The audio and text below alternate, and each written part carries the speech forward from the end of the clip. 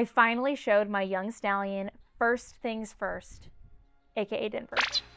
And what an emotional ride that was, because I've been dreaming of this moment since I swung my leg over him for the very first time in April of 2024. And if we're being honest, I've been waiting my whole life to swing my leg over a horse of his caliber and go show at a big show like the premiere and have that moment. I like that color. Mm-hmm. That is a gorgeous colored shirt. Yeah, it is. I love that. I like it. I bet that's a stud. It's got a stud head. 2, 3, 4, 5. Yeah, why couldn't I have been in the class that had like 7, not 16? Can you like tighten my ponytail? Because I can't reach. Yeah. Yeah. Let's bring them on in the center, please. Much better. You got. Okay, so today I'm trying to calm TF down. I'm trying to breathe, trying to harness my chi, because today I'm showing Denver. Now, here's the thing. If I get out there in the round, in like the warm up, and I'm like, we're not doing it. We're a boarding mission. I hope that doesn't happen. But a couple days ago, I decided that I wanted to show Denver, and there was only one class that I could show him in, and it's this 5 and over maturity. So there's like really good people in there. So he has not been a pleasure horse since October of 2025, and it is now May of 2026. And literally at this show, I was like, hey, Aaron, I want to show the pleasure. You should totally do that. And it's like the opposite of Western riding. So I probably put him into like a spiral mentally, but it's fine. We're here now, and we're watching this couple classes and chilling out. And then I'll hop on in the class before, do a little warm up. And we just want a nice, like, clean run. Run meaning like clean class. We want to walk, jog, and lope both ways. Even pace, no breaks, and not getting into any traffic jams. That's the goal. I don't care what I place. And I honestly, like, there's so many good horses in there, I probably won't place well. I'm just going to go ahead and put that in the air. So that's what we're doing. Let me start this off by saying this wasn't necessarily the plan, okay? Like, we've been talking back and forth for over a year now of when I'm going to show Denver. When's going to be our first time? When is it going to be ready, you know? And we keep having goals for Denver himself to where it's not as important for me as his amateur owner to show him, right? Like, it's more important for him to be successful, whether it be last year in the futurity events where he was in the like 10,000 limited classes with Aaron in the Western Pleasure, or, you know, he was just starting the Western riding, and so he needed to focus on that. And I've been, I think, very patient. I told Aaron, I was like, I'm so sorry for the stress that I've caused you with this class. And he was like, so it's actually my job to be stressed, and I do it well. Good. So good. It seemed to just fall in place, right? But there was a couple things. So one, he has not shown the Western Pleasure since last October when he showed at the Congress and won. And then he went into full Western riding mode. And for those that don't know, Western Pleasure and Western riding, they sound similar. They are not. They're very different. And so you have to be in very different modes, especially for a young horse. When you're transitioning from one to the other, it is important that they have a very, you know, strategic training plan. They can focus. You're not confusing them. And so that's why we've kind of left it alone until now. I was at the show. He looked so fantastic, and he came back from the breeding shed with a really good mind, and he had already gone to a couple shows and done the Western riding. And, you know, let's take a step back. That's an important note. He showed the Western Pleasure at the Congress, which is October. Then he went to the World Show and only did Western riding. Then immediately after the World Show, he went into breeding mode. Was not ridden, not practiced with, nothing. Went straight into breeding only from like December, because we were pulling for frozen semen. Went from December until like, I think March 13th. No riding whatsoever. So then from March 13th until the end of May, he had been back in training and showing. And so I feel like that says a lot about Denver and his mind and his trainability and willingness and all of those things. And so at the beginning of the show, I just kind of like slipped it in there to Aaron. I was like, listen, if there's a class for me to show, could we visit that? Could we maybe just think about that? And he obliged. He's a nice guy. He was like, sure. See, I look forward to when we have like Molly or like, you know, like some babies doing this kind of stuff, the 3-year-old stuff. Have you ever dyed your hair before? Virgin hair. Virgin, I know that's what she said. I like that. It's not anymore. Not anymore. Little hair. Yeah. Do we need to like be like, hey, so here's the Horseshoe video. If you want to watch the rated R version, it'll be out next week. Yes. We had a KBS Uncut channel. Yeah.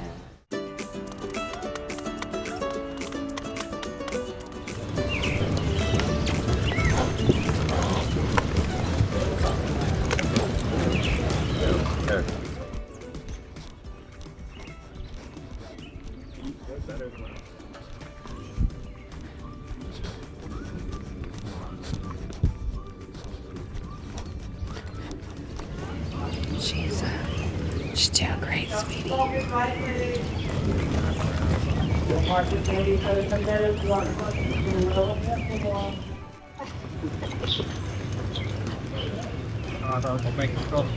that move where you go to your hand and wrap them around again. I want to think what I did again. It's fine. There's this dance that they're trying to get me to do, and I told them that I'd do it if you would do it. I would do it. Yeah. I'm doing no dance like that. Put that on camera. I don't think he could really say like, I don't think this is a good idea, because it looked good and it felt good, and it was like, you know, we've got to rip the Band-Aid off at some point. We've got to just go do it. And we can't, there's certain things that you can only learn by just doing. You can practice all you want, but until you go in and show, you're not going to be able to go to that next level. You just let him, you know, don't penalize him for the mistake. Let him find his way through it, and it works out and he gets better on his own. Arguably, I could have practiced more than twice, sure. But after I felt that I was going to be safe, you know, I felt like I had a complete handle on the situation. It was just like worst case scenario was that he was a little too slow, or I didn't have him moving good enough. Say that I think of her from time to time. He's a good singer. I didn't feel like I was going to go in there and just like be out of control or anything like that. And so once we established that the worst case scenario was him not being as high of quality of a mover with me as he is with Aaron, the nerves were there, but not as bad. That last part where I wasn't paying attention felt very good. I gotta stop and just savor it. So morning of, I got asked a lot if I was nervous or not, and my answer that day was yes. Normally it's not. I'm genuinely a very calm show person. I mean, I'm a very calm writer generally. I usually can hone in on my nerves really well, and that just came from years and years of showing. But with Denver, it was a bit different. You know, it's not just, okay, can I go do this? Because I knew I could, but it was the aspect of like, if I go in there and show him poorly, and it's due to me not writing him well, then I'm letting down the trainer and the Stallion that have been working so hard to, you know, build up his name and build up his look. And, you know, these people are watching Denver to breed to him, and there was this extra level of nerve on top of that, of just wanting to exhibit my Stallion to the best of his abilities. And so I had nerves, and I was definitely jittery, and I was definitely a little bit more out of my head than I generally am. And so I got up there, and unfortunately Denver was not Aaron's only horse showing that day. He had multiple people showing, multiple horses he was jumping on and off, and it was a busy day. And so it wasn't where, you know, he could just like warm him up for me and tell me exactly what to do. It was kind of like fly by the seat of your pants. So luckily he had one class in between, like Aaron showed, there was one class and then there was me. And luckily the class in between was a futurity class, and so they were doing like the really long version of the results and awards and all that good stuff. And so he had a little time. He hopped on him for like, I would say no more than 5 minutes, and just got on him to make sure he was locked in.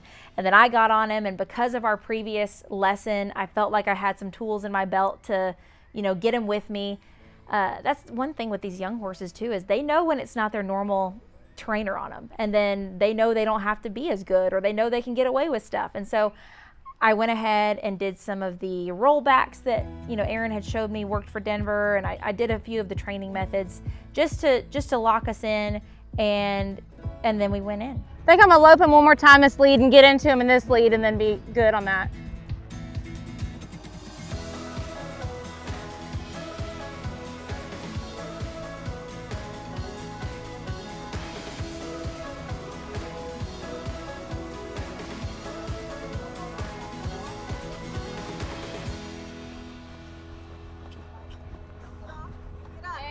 Luckily I had Stephanie and Lane who were there to kind of like talk me through it a bit, tell me when I looked good out in the warm-up.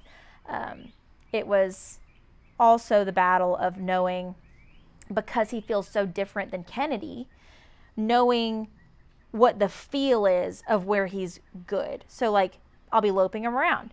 There's different speeds. There's different amounts of hip he could give. There's different like amount, I don't know. I don't know how to explain other than you have to just have the feel memorized for when they look good, because you're not sitting there looking at them from a bird's eye view. And that was the one thing that was to my detriment with Denver of not riding him a lot beforehand, was that I just didn't have the feel locked in, I would say. But we were going to send it anyway.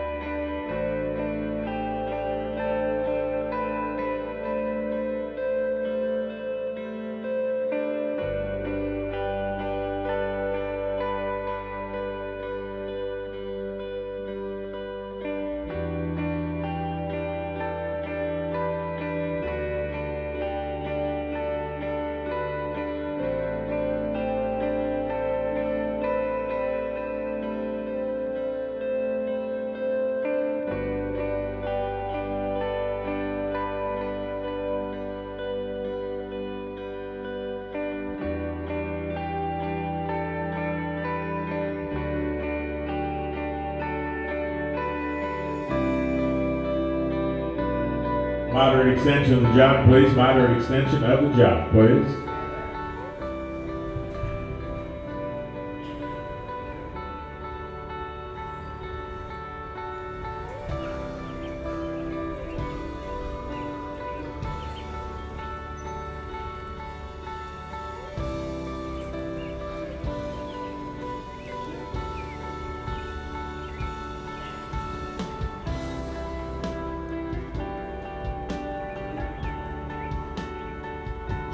Jog, please.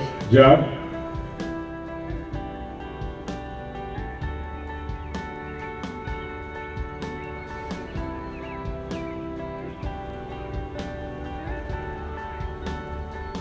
Lope, please, lope.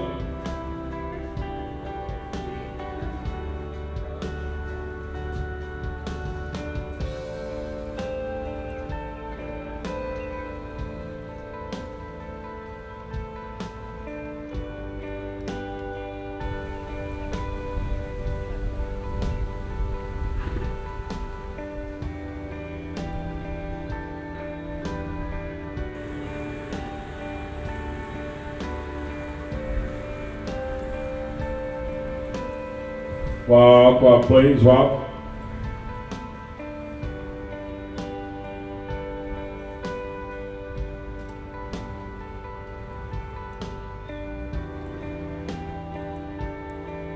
Reverse, continue at the walk, reverse, continue at the walk, please.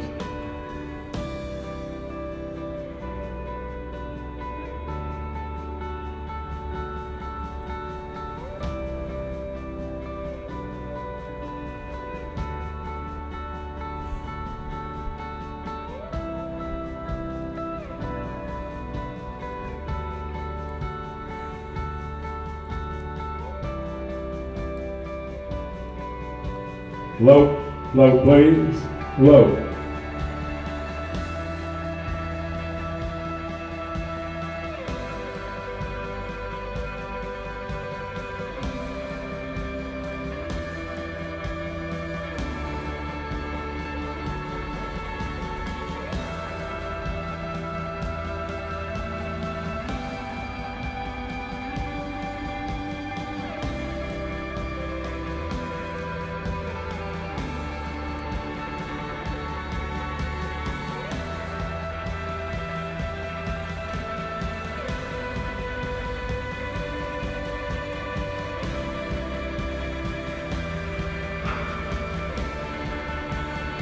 Jog, jog please, jog.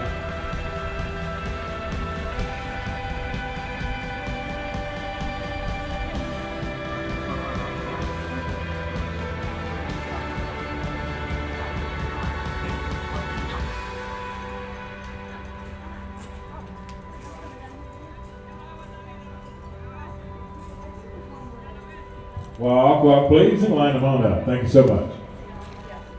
Your arms. That was really good. So there's a few things I want to highlight about my ride on Denver. One, I'm very proud of myself because I feel like with the little bit of preparation that we had, we kind of hit it out of the ballpark. Like, sure, there was some parts of the ride where I wasn't as even cadenced. I think I should have pushed him on a little bit more in the lope. There were tweaky things that we can fix later.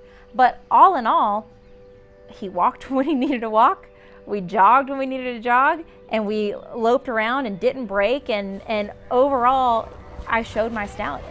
And so Aaron was able to pop over to the sidelines to give me a little bit of notes as I was going around. So coming back to the feel thing, I did blank a little bit in my head at the jog because I jogged in, and then, you know, it's real. It's like, oh crap, we're showing, we're here, it's going. There is no more preparation. There is no more like using two hands. There is no more fixing things. Like, we're showing. And a couple of my horses that I'm riding at this show are different in how you collect their jog and in how you use your feet.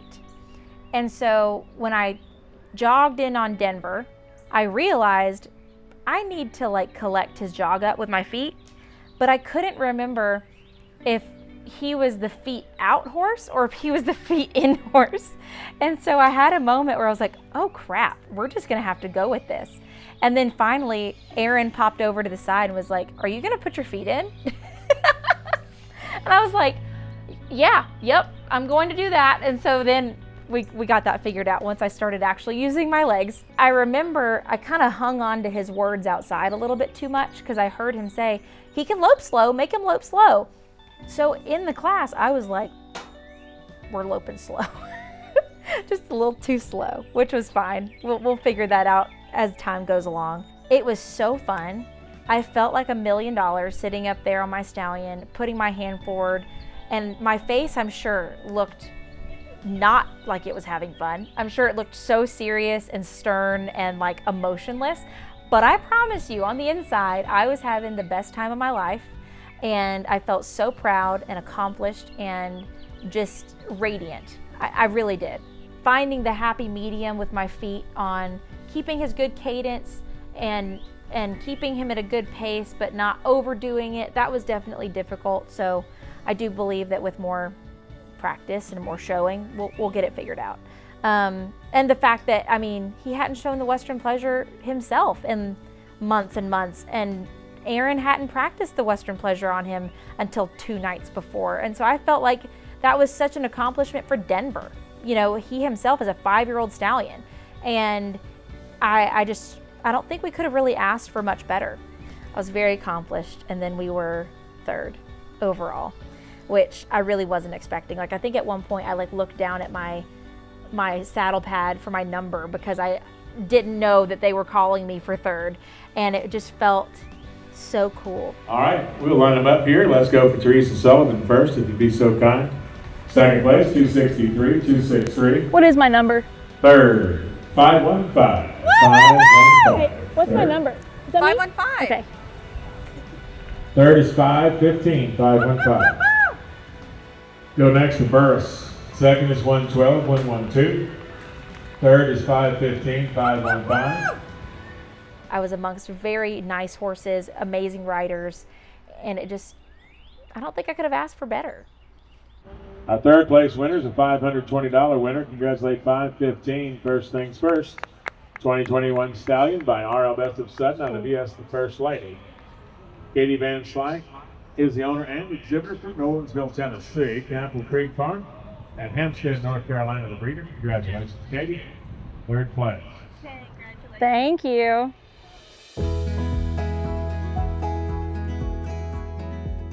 So let me know what you think about Denver and I's first go ever together. I look forward to many more shows of getting to be a partnership with him, and hopefully I get to exhibit him as the talented boy that he is, and hopefully we get to share this journey with y'all. So let me know if you have any questions, anything that you'd like to see more about, and stay tuned for the next adventure.